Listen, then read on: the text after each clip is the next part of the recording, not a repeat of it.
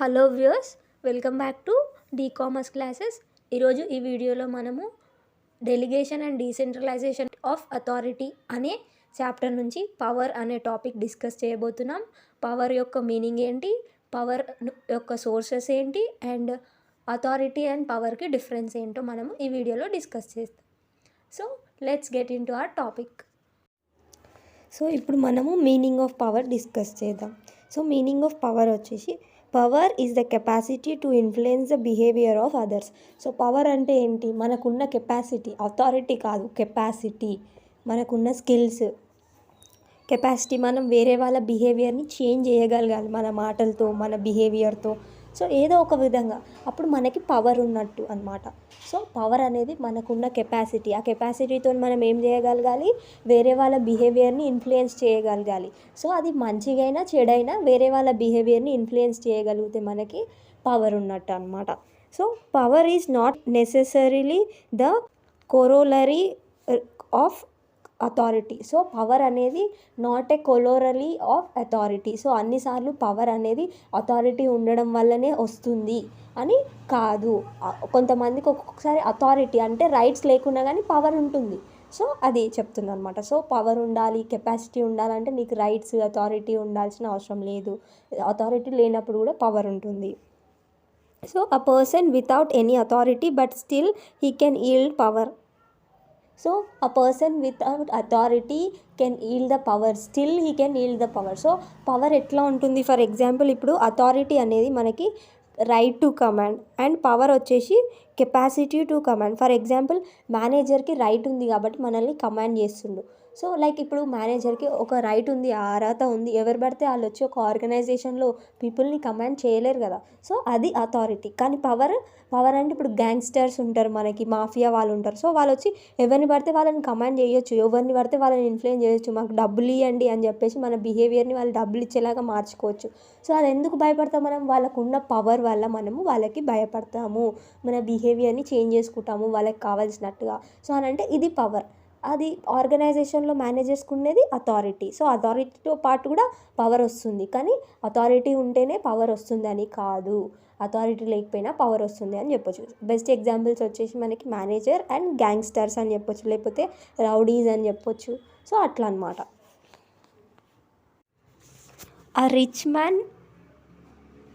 A rich person may yield power because of his financial resources. So మనకి ఒక rich person ఉన్నారనుకోండి, వాళ్ళ దగ్గర ఉన్న ఫైనాన్షియల్ రిసోర్సెస్ చూసి మనము మన బిహేవియర్ని చేంజ్ చేసుకుంటాం, వాళ్ళు చెప్పినట్టుగా చేస్తాం. ఎందుకంటే ఆ రిసోర్సెస్ నుంచి మనకు కొన్ని రివార్డ్స్ ఇచ్చే ఛాన్స్ ఉంది అని చెప్పేసి. సో అట్లా అనమాట. సో ఇది ఇక్కడ ఇతని దగ్గర ఏముంది, ఫైనాన్షియల్ పవర్ ఉంది. సో అది అక్కడ అథారిటీ లేదు, అర్హత ఏం లేదు, ఒక ఆర్గనైజేషన్లో అతనికి ఏ పొజిషన్ లేదు, అయినా కానీ మనం వింటాం మాట. సో అన్నప్పుడు అతనికి ఫైనాన్షియల్ పవర్ ఉన్నట్టు. నెక్స్ట్ వచ్చేసి a person having power has the ability to change the attitude of others. ఇందాక చెప్పినట్టుగా ఎవరికైతే పవర్ ఉంటుందో వాళ్ళకి వేరే వాళ్ళ యాటిట్యూడ్ని, బిహేవియర్ని చేంజ్ చేసే ఒక కెపాసిటీ ఉంటుంది అని చెప్తున్నారు అనమాట, అనే ఒక ఎబిలిటీ ఉంటుంది. So in the words of Hicks and Gullett, manager's power in an organisation may be seen as a ability to cause subordinates to do what the manager wishes him to do. A manager's power may be measured in terms of ability to give rewards, promise rewards, threaten rewards, threaten to withdraw current rewards, threaten punishment or to punish. So ఇక్కడ ఏం చెప్తున్నారు అని అంటే, Hicks and గల్లెట్ వర్డ్స్లో మనం పవర్ని define చేయాలి అని అంటే వాళ్ళు ఏం చెప్తున్నారు అని అంటే, మేనేజర్ పవర్స్, ఒక ఆర్గనైజేషన్లో మేనేజర్కి ఉన్న పవర్ని మనం ఎలా చెప్పొచ్చు అని అంటే, is ability to cause subordinates. So సబార్డినేట్స్ని ఇతను చెప్పిన పని చేసేలాగా చేసుకోవడమే ఇతనికి ఉన్న పవర్. సో ఈ పవర్ అనేది అతనికి ఏ విధంగా వస్తుంది అని అంటే, ఈ పవర్ని మనం ఏ విధంగా మెజర్ చేయొచ్చు అని అంటే, లైక్ అతను రివార్డ్స్ ఇచ్చి పని చేయించుకోవచ్చు, నెక్స్ట్ రివార్డ్స్ ఇస్తా అని ప్రామిస్ చేసి పని చేయించుకోవచ్చు, అండ్ నీకు ఇచ్చిన రివార్డ్స్ తీసుకుంటామని పని చేయించుకోవచ్చు, లేకపోతే ఇచ్చిన రివార్డ్స్ తీసేసుకొని వాళ్ళు పని చేయట్లేరు కాబట్టి ఇచ్చిన రివార్డ్స్ తీసేసుకొని వాళ్ళకి థ్రెటన్ చేసి వాళ్ళకి పని చేయించుకోవచ్చు. Next threaten punishment. So punishment ఇస్తా అని చెప్పొచ్చు, లేకపోతే పనిష్మెంట్ ఇచ్చి మరీ పని చేయించుకోవచ్చు. సో ఇట్లా అనమాట. సో ఈ విధంగా మనం మెజర్ చేయొచ్చు. In this sense, power is exercised not only to give benefits to a person for behaving in a particular manner, but also for withdrawing the benefits are also already given if he does not follow the command. So ఈ ఈ యొక్క definition వీళ్ళ వర్డ్స్లో చూస్తే ఈ 2 authors ఉన్నారు కదా, Hicks and గెలెట్ అనే professors చెప్పిన మాటల్లో మనం చూసినట్టయితే బెనిఫిట్స్ ఇచ్చే మనం పవర్ని మనము బెనిఫిట్స్ ఇస్తామని చెప్పి మనం పవర్ని ఎక్సర్సైజ్ చేయడం కాకుండా బెనిఫిట్స్ తీసేసుకోవడం ద్వారా కూడా మనము మన పవర్ని చూపించవచ్చు అని చెప్తున్నారు అనమాట. So this is all about meaning of power అనమాట. ఇప్పుడు మనము సోర్సెస్ ఆఫ్ పవర్ గురించి డిస్కస్ చేద్దాం. అసలు పవర్ అనేది ఎలా మనము ఎక్వైర్ చేసుకోవచ్చు, మనం ఎలా పవర్ని చూపించవచ్చు. సో ఇది మనం ఇప్పుడు డిస్కస్ చేద్దాం. సో ఫస్ట్ వచ్చేసి లెజిటిమేట్ పవర్. సో మనకి లా ప్రకారంగా లీగల్గా ఏదైతే కొన్ని పవర్స్ వస్తాయో వాటిని మనం లెజిటిమేట్ పవర్ అంటాం అనమాట. సో ఇక్కడ లా అనేది ఒక సోర్స్ లాగా వర్క్ చేస్తుంది మనం పవర్ తెచ్చుకోనికి.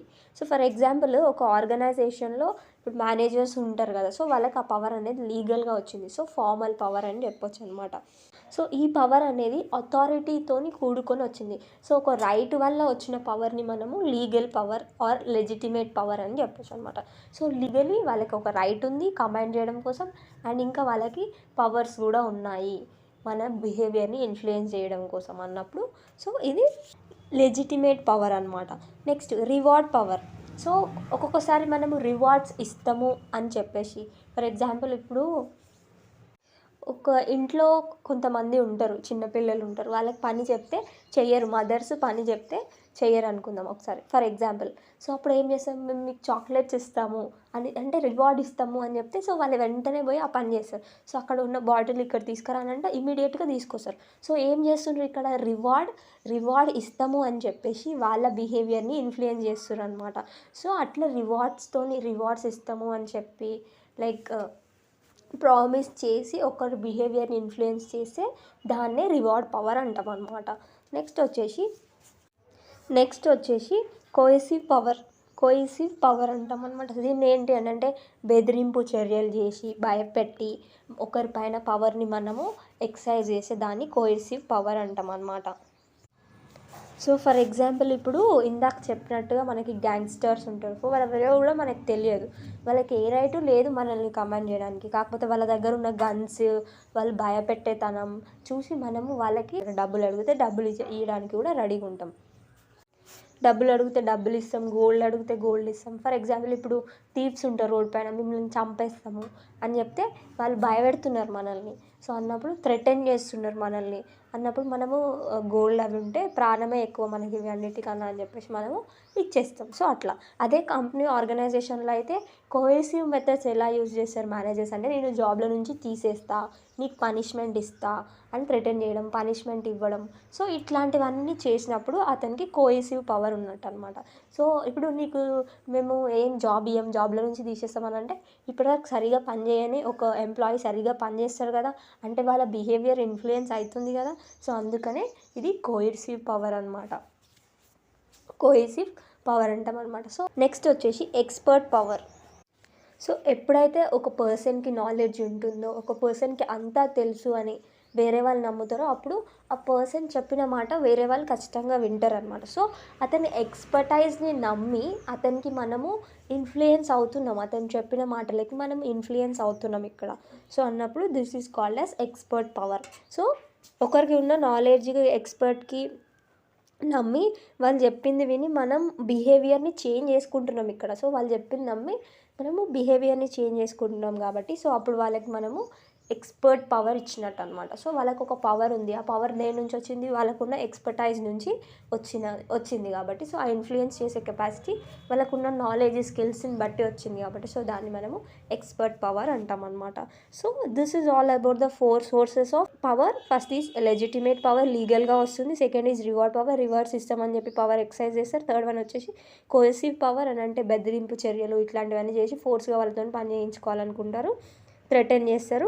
అండ్ నెక్స్ట్ వచ్చేసి ఎక్స్పర్ట్. సో ఎక్స్పర్టైజ్ వల్ల వాళ్ళ మీద అంటే వీళ్ళకున్న నాలెడ్జ్ అదంతా యూజ్ చేసి వేరే వాళ్ళు మన మాట వినేలాగా చేసుకోవడాన్ని ఎక్స్పర్ట్ పవర్ అంటాం అనమాట.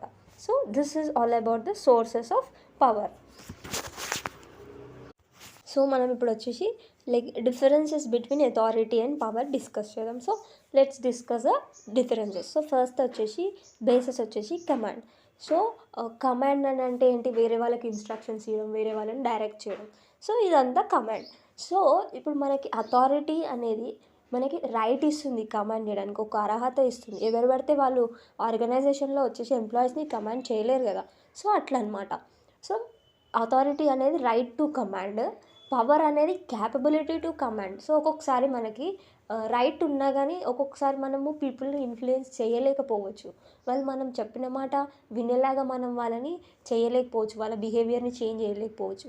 సో అన్నప్పుడు వాళ్ళ బిహేవియర్ని మనం చేంజ్ చేయగలిగే మనకున్న కెపాసిటీనే మనము పవర్ అని చెప్తాం అనమాట. So capability to command.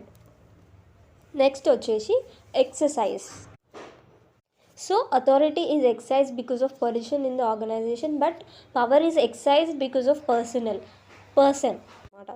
So మనకి అథారిటీ అనేది ఒక ఆర్గనైజేషన్లో ఉన్న position, manager, director, CEO, so ఇట్లాంటి వాటి వల్ల మనకి అథారిటీ అనేది ఎక్సైజ్ చేయడానికి ఉంటుంది. కానీ పవర్ అనేది మనకి ఎటువంటి పొజిషన్ ఒక ఆర్గనైజేషన్లో లేకున్నా కానీ మనకి పర్సనల్గా ఉన్న క్యాపబిలిటీస్ వల్ల మనకి పవర్ అనేది ఎక్సైజ్ చేయడానికి ఉంటుంది. ఫర్ ఎగ్జాంపుల్ ఇప్పుడు గ్యాంగ్స్టర్స్ వీళ్ళందరూ ఉంటారు. సో వాళ్ళకి ఏ పొజిషన్ ఉండదు, కానీ వాళ్ళు జనాలని ఇన్ఫ్లుయెన్స్ చేయగలుగుతారు అనమాట. సో అట్లా అనమాట. So this is about second one, exercise. Next వచ్చేసి legitimacy. So legitimacy. Authority has a legitimacy because of particular positional. Power is not institutional, rather it is personal. Power is acquired in different ways and then it is exercised on others. So మనకి authority అనేది లీగల్గా వస్తుంది. So మనం ఒక ఆర్గనైజేషన్లో ఉండడం వల్ల ఈ ఆర్గనైజేషన్లో ఇంత ఒక మేనేజర్ ఉండాలి, ఇతను ఇలా కమాండ్ చేయాలి అని ఒక లా చెప్తుంది. సో మనకి ఇప్పుడు కంపెనీ లా ఇవన్నీ ఉంటాయి కదా. సో అవన్నీ మేనేజర్ ఇవన్నీ చేయాలి అని కొన్ని రైట్స్ ఇస్తుంది. సో మనకు అథారిటీ అనేది లీగల్గా వస్తుంది. కానీ సో మనం పవర్ని లీగల్గా ఎక్వైర్ చేసుకోవచ్చు, ఇల్లీగల్గా కూడా ఎక్వైర్ చేసుకోవచ్చు అనమాట. సో ఇప్పుడు ఫర్ ఎగ్జాంపుల్ అదే ఇందాక చెప్పినట్టుగా, సో దిస్ ఎగ్జాంపుల్ ఈజ్ మంచిగా మనకి అర్థం అవ్వడానికి హెల్ప్ అవుతుంది. సో రౌడీస్కి లీగల్గా అంటే గ్యాంగ్స్టర్స్కి, రౌడీస్కి వీళ్ళందరికీ లీగల్గా ఏ పొజిషన్ లేదు. వాళ్ళకి లీగల్గా ఎవరు అథారిటీ ఇవ్వలేదు మనల్ని ఇన్ఫ్లుయెన్స్ చేయడానికి, కానీ వాళ్ళు మనల్ని ఇన్ఫ్లుయెన్స్ చేస్తారు. సో అదే లీగల్గా అయితే మేనేజర్స్ వీళ్ళందరికీ రైట్ ఉంది కాబట్టి సో వాళ్ళు ఇన్ఫ్లుయెన్స్ చేస్తారనమాట. సో వాళ్ళకున్న పర్సనల్, సో వాళ్ళకున్న లైక్ ఆర్మీ ఇదంతా చూసి మనం భయపడతాం.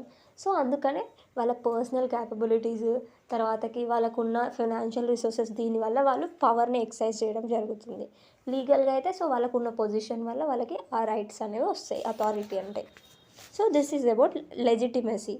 So power, authority is legal, power is legal and illegal. So లీగల్గా వస్తుంది పవర్, ఇల్లీగల్గా కూడా వస్తుంది. నెక్స్ట్ వచ్చేసి హైరార్కీ. సో హైరార్కీ వచ్చేసి power has no relation to hierarchy. It may be exercised at lower levels also. Authority, on the other hand, increases as one goes higher in hierarchy. The higher levels of hierarchy bring more authority and not necessarily more power. A person may have more power at lower hierarchy, while the other may have less power at higher hierarchy. మనకి hierarchy అని అంటే top level, middle level, lower level అనమాట. So మనకి rights చూసినట్టయితే top level వాళ్ళకి ఎక్కువ ఉంటాయి, middle level వరకు కొంచెం తక్కువ, సో అట్లా లోవర్ లెవెల్ వరకు ఇంకా తక్కువ ఉంటాయి. కానీ పవర్ అలా కాదు. సో పవర్ అనేది తగ్గుతూ వస్తుంది. మనకి హైరార్కీలో కిందికి వస్తున్నప్పుడు మనకి పవర్ అనేది పెరుగుతూ వస్తుంది అండ్ రైట్స్ అనేవి తగ్గుతూ వస్తాయి అన్నమాట. సో ఇప్పుడు మనకి రైట్స్ అని అంటే తక్కువ అయిపోయినాయి కదా, డెసిషన్ తీసుకునే కెపాసిటీ అంతా. టాప్ లెవెల్ వాళ్ళే ఎక్కువ డెసిషన్స్ తీసుకుంటారు, మిడిల్ లెవెల్ కొన్ని, మళ్ళీ లోవర్ లెవెల్ ఇంకా కొన్ని తీసుకుంటారు. సో అట్లా. కానీ పవర్ అనేది అది ఒక కెపాసిటీ. సో కెపాసిటీని నువ్వు లెవెల్తో పోల్చలేవు కదా.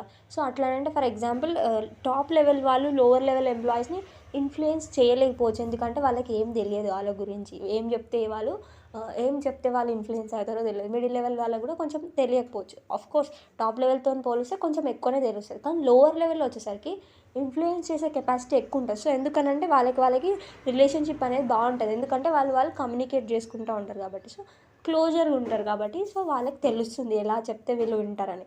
టాప్ లెవెల్ ఇంత దూరం ఉండరు, వాళ్ళకి ఎట్లా తెలుస్తుంది తెలియదు కదా. సో అట్లా అనమాట. సో పవర్ అనేది హైరార్కీలో డౌన్వర్డ్ వస్తున్నప్పుడు పెరుగుతుంది అండ్ అథారిటీ అనేది పైకి వెళ్తున్నప్పుడు పెరుగుతుంది అనమాట. సో పవర్ అనేది మనం డౌన్వర్డ్ వచ్చేటప్పుడు పెరుగుతుంది, అప్వర్డ్ వెళ్ళేటప్పుడు తగ్గుతుంది. అలాగే అథారిటీ అనేది మనం అప్వర్డ్ వెళ్తున్నప్పుడు పెరుగుతుంది, డౌన్వర్డ్ వచ్చినప్పుడు తగ్గుతుంది. So this is about hierarchy. Delegation. So next delegation. Authority is delegated to lower level. So authority, so మనం కొన్ని రైట్స్ని లోవర్ లెవెల్స్కి అట్లా ఇవ్వనీకి ఉంటుంది. టాప్ లెవెల్, మిడిల్ లెవెల్ వాళ్ళకి కొన్ని రైట్స్ ఇస్తారు, డిపార్ట్మెంట్స్ వాళ్ళకి. తర్వాతకి డిపార్ట్మెంట్స్ వాళ్ళు సూపర్వైజర్స్కి వాళ్ళకి కొన్ని రైట్స్ ఇస్తారు. సో ఇట్లా రైట్స్ని మనము డెలిగేట్ చేయొచ్చు, షేర్ చేయొచ్చు. కానీ మనము పవర్ని ఎక్వైర్ చేయాలంటే మనకు ఎవరు షేర్ చేయాల్సిన అవసరం లేదు. అంటే ఎవరో షేర్ చేస్తే మనం పవర్ఫుల్గా ఉండాల్సిన అవసరం లేదు. సో మన ఓన్ క్యాపబిలిటీస్తోని మనం పవర్ఫుల్గా ఉండొచ్చు అనమాట. సో మనకు క్యాపబిలిటీ, మన ఫైనాన్షియల్ రిసోర్సెస్ ఉంటే, మనకి వాళ్ళని బెదిరించే కెపాసిటీ ఉంటే, అండ్ మనకి ఎక్స్పర్ట్ నాలెడ్జ్ ఉంటే మనం పవర్ ఈజీగా అక్వైర్ చేయొచ్చు. సో ఎవరు మనకి పవర్ ఇవ్వచ్చు, రైట్స్ అంటే ఇవ్వాలి ఖచ్చితంగా, వేరే వాళ్ళు ఇవ్వాలి, కానీ పవర్ మనకి ఇవ్వాల్సిన అవసరం లేదు. సో ఎవరో ఒకరు డెలిగేట్ చేస్తే మనకి అథారిటీ అనేది వస్తుంది. కానీ ఎవరో డెలిగేట్ చేస్తే వచ్చింది మాత్రమే పవర్ కాదు. సో డెలిగేట్ చేయకపోయినా మనకి పవర్స్ అనేవి వస్తాయి, ఎందుకంటే అది మన ఓన్ క్యాపబిలిటీస్తోని ఉంటుంది కాబట్టి. So this is all about the differences between power and authority. I hope that you are clear with the concept.